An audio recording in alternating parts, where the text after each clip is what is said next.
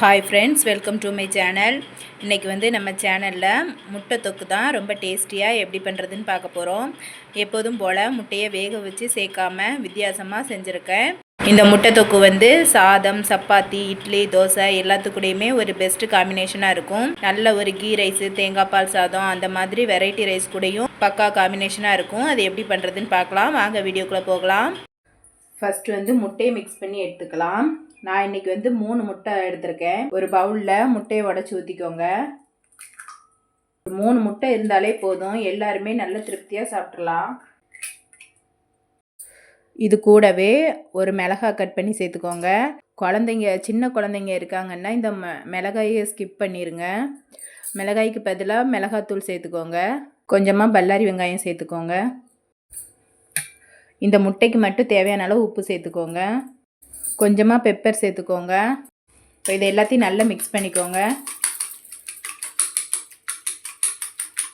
இதை வந்து இப்போ நம்ம பணியாரக்கல்லில் போட்டு பணியாரம் மாதிரி குட்டி குட்டியாக சுட்டு எடுக்க போகிறோம். பணியாரக்கல் இல்லாதவங்க வந்து இந்த நம்ம தாளிப்பு கரண்டிலேயே கொஞ்சம் கொஞ்சமாக ஊற்றி பொரித்து எடுத்துக்கலாம். இல்லைனா குட்டி குழி கரண்டியில் கூட பொரித்து எடுத்துக்கலாம். இந்த மாதிரி ஒரு பணியாரக்கல் எடுத்துக்கோங்க. கொஞ்சமாக எண்ணெய் சேர்த்துக்கோங்க. எண்ணெய் நல்லா ஹீட் ஆனதுக்கப்புறமா நம்ம கலக்கி வச்சுருக்கிற முட்டையை கொஞ்சம் கொஞ்சமாக ஊற்றி எடுத்துக்கலாம்.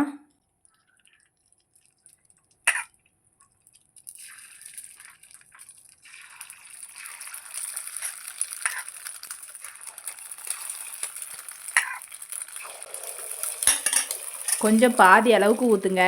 அப்படின்னா தான் இது வெந்து பொங்கி வரும்போது ஃபுல்லாக முங்கி வந்துடும். பாதி ஊற்றுனீங்கன்னா அந்த குழிக்கு கரெக்டாக இருக்கும். இப்போ ஒரு சைடு வெந்ததுக்கு அப்புறமா இதை திருப்பி போட்டுக்கோங்க.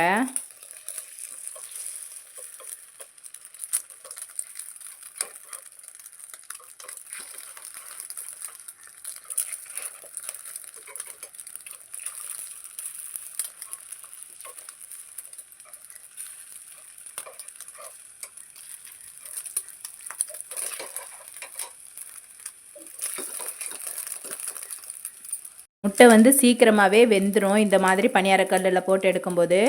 இப்போ 2 பக்கமும் நல்லா வெந்துடுச்சு. இப்போ இதை எடுத்துடலாம். இப்போ முட்டையெல்லாம் வெந்துடுச்சு. இப்போ இதை தனியாக ஒரு பிளேட்டில் எடுத்து வச்சுக்கலாம். பார்க்க தான் பெரிய ப்ராசஸாக இருக்கும். இந்த மாதிரி பணியாரக்கல்லில் சுட்டு இப்படிலாம் செஞ்சுட்டு கிடக்கணுமான்னு. இது வந்து நம்ம முட்டை வேக வைக்கிறத விட சீக்கிரமாக பொரித்து எடுத்துடலாம். நம்ம வேக வச்சு முட்டை தொக்கு பண்ணுவோம்ல, அதுக்கு வந்து முட்டை வேகிற டைமை விட இந்த பணியாரக்கல்லில் ஊற்றி முட்டை செய்யும்போது டக்குன்னு செஞ்சிடலாம். நம்ம வித்தியாசமாக செஞ்சு கொடுக்கும்போது குழந்தைங்களும் விரும்பி சாப்பிடுவாங்க. இப்போ இதே மாதிரி எல்லா முட்டையும் பொரித்து எடுத்துக்கலாம். அவ்வளோதான், எல்லா முட்டைகளையும் பொரித்து எடுத்தாச்சு. வந்து 3 முட்டை தான் எடுத்திருந்தோம். அதுக்கு வந்து எனக்கு 15 முட்டை கிடச்சிருக்கு. வந்து தாளிப்பு கொடுத்துடலாம். இப்போ ஒரு பாத்திரத்தில் நல்ல 3 ஸ்பூன் அளவுக்கு எண்ணெய் சேர்த்துக்கோங்க. எண்ணெய் நல்லா காஞ்சிடுச்சு. இப்போ இதில் வந்து 1 ஸ்பூன் கடுகு சேர்த்துக்கோங்க. 1 ஸ்பூன் பெருஞ்சீரகம் சேர்த்துக்கலாம்.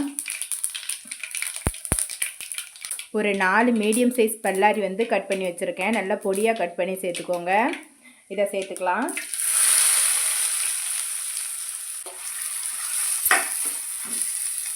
இப்போ வந்து வெங்காயம் நல்லா வதங்கட்டும். இது கூட ஒரு 2 கொத்து கருவேப்பிலை சேர்த்துக்கோங்க. இது கூட ஒரு பச்சை மிளகாய் சேர்த்துக்கோங்க. வெங்காயம் வந்து நல்லா கண்ணாடி பதம் அளவுக்கு வதங்கிடுச்சு. இப்போ வந்து நம்ம தக்காளி சேர்த்துக்கலாம். மீடியம் சைஸ் தக்காளி வந்து ஒரு 5 தக்காளி எடுத்து நல்லா பொடியாக கட் பண்ணி வச்சுருக்கேன். அதை சேர்த்துக்கலாம். நல்ல பழுத்த தக்காளியாக சேர்த்துக்கோங்க. எப்போவுமே தொக்கு செய்யும்போது நல்ல பழுத்த தக்காளியாக இந்த மாதிரி பொடியாக கட் பண்ணி சேருங்க.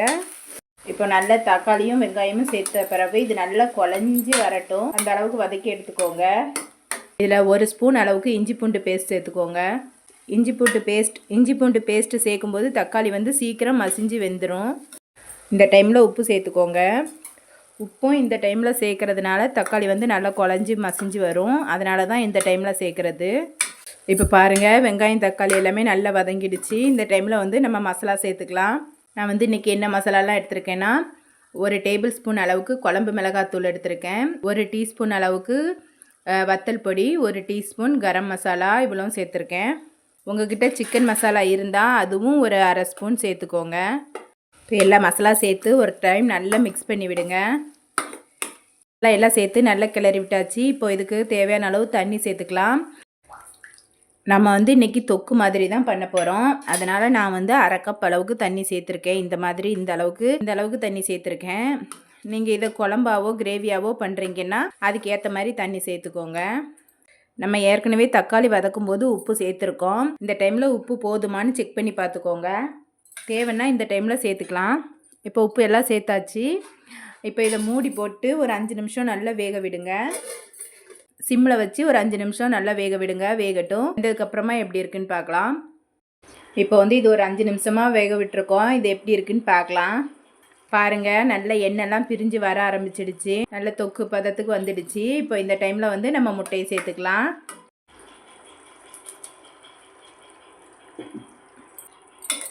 முட்டை சேர்த்து லேசாக அந்த முட்டை வந்து எல்லா இடத்துலையும் நம்ம தொக்கு மாதிரி பண்ணியிருக்கிறதுனால முட்டை மேலேயே இருக்கும். அது லேசாக ஒரு சுற்றி விடுங்க, எல்லா இடத்துலையும் மசாலா படுற மாதிரி.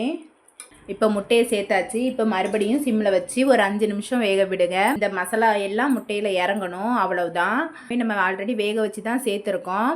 அதனால் இந்த மசாலா மட்டும் லேசாக முட்டையில் இறங்கினா போதும். அதுக்கு ஒரு 5 நிமிஷம் இல்லைனா 3 நிமிஷம் மட்டும் சிம்மில் வேக வச்சு எடுத்துக்கோங்க. 5 நிமிஷம் கழித்து பார்க்கலாம். இப்போ வந்து ஒரு 5 நிமிஷம் ஆயிடுச்சு. இப்போ வந்து எப்படி இருக்குன்னு ஓப்பன் பண்ணி பார்த்துடலாம். பாருங்கள், நல்ல எண்ணெய் பிரிஞ்சு அழகாக வந்திருக்கு. அருமையாக நம்மளோட முட்டை தொக்கு வந்து ரெடி ஆகிடுச்சு. இப்போ கடைசியாக கொஞ்சமாக மல்லி இலை தூவி இறக்கிடலாம். இது வந்து நல்ல சுட சுட சாதம், சப்பாத்தி, இட்லி, தோசை எல்லாத்துக்குமே நல்ல ஒரு பெஸ்ட்டு காம்பினேஷனாக இருக்கும். அவ்வளோதான் ஃப்ரெண்ட்ஸ், நம்மளோட முட்டை தொக்கு வந்து அருமையாக ரெடி ஆகிடுச்சு. நீங்களும் இதே மாதிரி இதே அளவுகளோட உங்கள் வீட்டில் செஞ்சு பாருங்கள். செஞ்சு பார்த்துட்டு எப்படி வந்ததுன்னு கமெண்ட்டில் சொல்லுங்கள். என்னோடய வீடியோ உங்களுக்கு பிடிச்சிருக்கும்னு நம்புகிறேன். என்னோடய வீடியோ பிடிச்சதுன்னா என்னோடய சேனலை சப்ஸ்கிரைப் பண்ணி சப்போர்ட் பண்ணுங்கள். என்னோடய வீடியோவுக்கு லைக் போடுங்க, கமெண்ட் பண்ணுங்கள், உங்கள் ஃப்ரெண்ட்ஸ் அண்ட் ஃபேமிலிக்கு ஷேர் பண்ணுங்கள். பாய்.